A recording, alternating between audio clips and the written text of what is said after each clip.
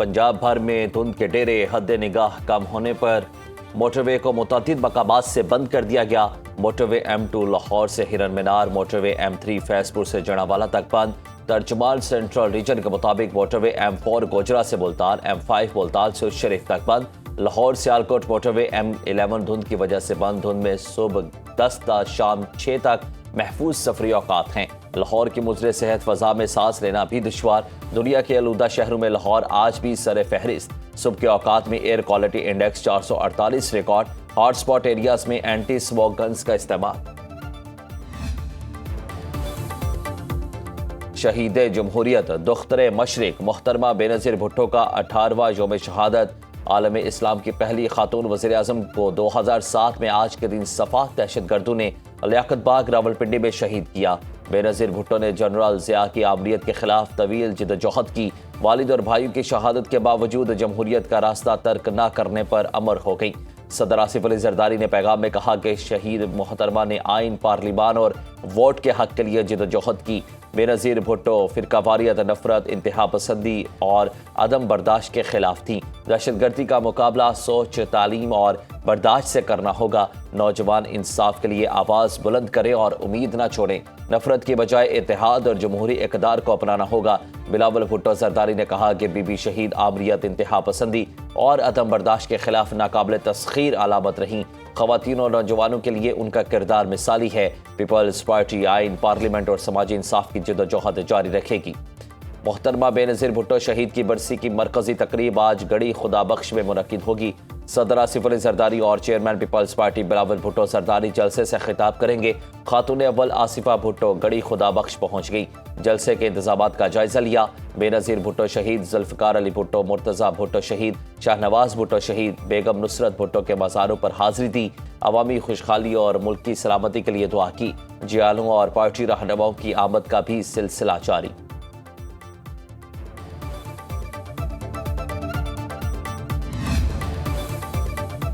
عالم اسلام کی پہلی خاتون وزیر اعظم بے نظیر بھٹو کی آج 18ویں برسی۔ نائب صدر پیپلز پارٹی سینیٹر شیری رحمان نے کہا کہ آج کا دن جمہوریت کی تاریخ میں قربانی، حوصلے اور جدوجہد کی علامت ہے۔ بے نظیر بھٹو نے پاکستان کو آئین کی بالادستی اور عوامی حکمرانی کا ویژن دیا۔ بے نظیر بھٹو نے آمریت، جلا وطنی اور خطرات کے باوجود اصولوں پر سمجھوتا نہیں کیا۔ بے نظیر بھٹو نے ہمیں سکھایا کہ سیاست خوف سے نہیں، حوصلے سے کی جاتی ہے۔ شیری رحمان کا کہنا ہے کہ پیپلز پارٹی آج بھی بے نظیر بھٹو کے نظریے اور مشن پر گامزن ہے۔ بے نظیر بھٹو آج بھی آئین اور جمہوریت کی آواز میں زندہ ہے۔ سینیٹر سلیم مانڈوی والا نے کہا کہ بے نظیر بھٹو شہید نے جمہوریت، آئین اور عوام کے حقوق کے لیے اپنی جان کا نذرانہ پیش کیا۔ شہید محترمہ بے نظیر بھٹو آمریت کے خلاف جدوجہد اور جمہوری استحکامت کی روشن مثال تھی۔ انہوں نے کہا کہ بے نظیر بھٹو شہید کی سیاسی جدوجہد اور قربانیاں تاریخ کا سنہری باب ہیں۔ پیپلز پارٹی آج بھی بے نظیر بھٹو شہید کے مشن کو آگے بڑھانے کے لیے پرعزم ہے۔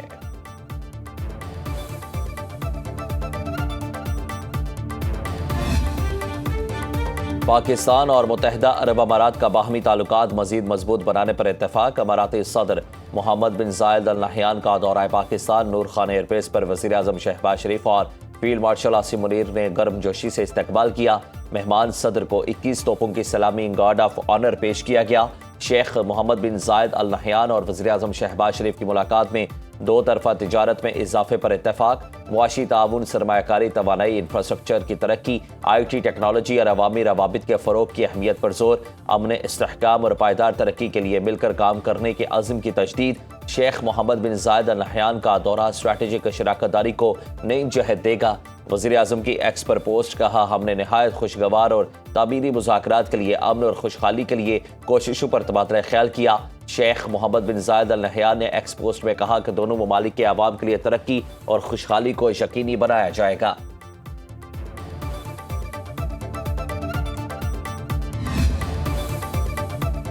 خوش آمدید صدر شیخ محمد بن زائد ال نہیان۔ پاکستان کی فضائی حدود میں داخلے پر شاہی طیارے کو JF-17 طیاروں نے سلامی دی۔ پاکستان UAE دوستی کا نیا باب۔ نور خان ایئر بیس پر فیلڈ مارشل سید عاصم منیر نے مہمان صدر کو سلیوٹ کیا۔ شیخ محمد بن زائد ال نہیان نے بھی سلیوٹ کر کے جواب دیا۔ دونوں طرف سے گرم جوشی کا مظاہرہ مضبوط برادرانہ رشتے کی عکاس ہے۔ دورے کی مناسبت سے خصوصی نغمہ بھی جاری کیا گیا۔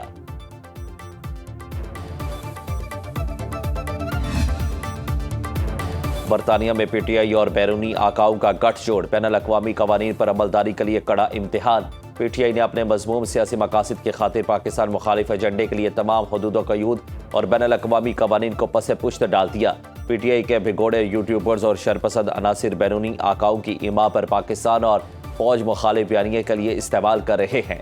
برطانیہ میں اس طرح کی دھمکی امیز گفتگو بین الاقوامی قوانین کی کھلم کھلا خلاف ورزی ہے۔ ایک طرف مذاکرات کی باتیں، دوسری طرف ریاست مخالف ایجنڈا پی ٹی آئی کی منافقت ظاہر کرتی ہے۔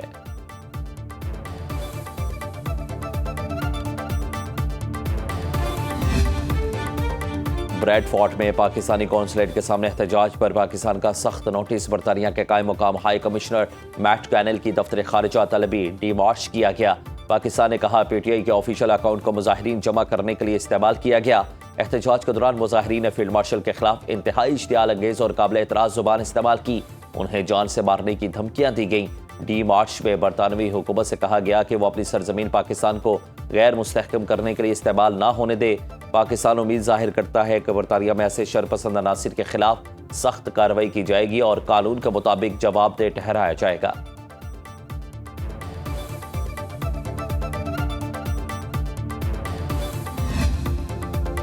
برطانوی سرزمین سے اشتعال انگیز بیانات پر وزراء کو تشویش۔ وزیر مملکت داخلہ دلال چودھری کا کہنا ہے کہ یہ کوئی سیاسی معاملہ نہیں، عالمی قوانین کی خلاف ورزی ہے۔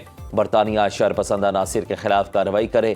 وزیر مملکت خزانہ بلال اظہر قیانی کہتے ہیں کہ فوج پاکستان کے سربراہ کو قتل کی دھمکیاں قابل برداشت نہیں۔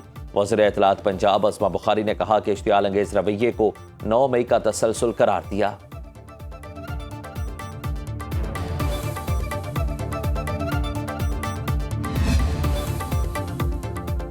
قومی مذاکراتی کمیٹی کی جانب سے بریڈ فورٹ میں اشتعال انگیز بیانات کی مذمت۔ فواد چودھری کہتے ہیں کہ پی ٹی آئی برطانیہ کے جلوس میں غیر ذمہ دارانہ بیان ناقابل قبول ہے۔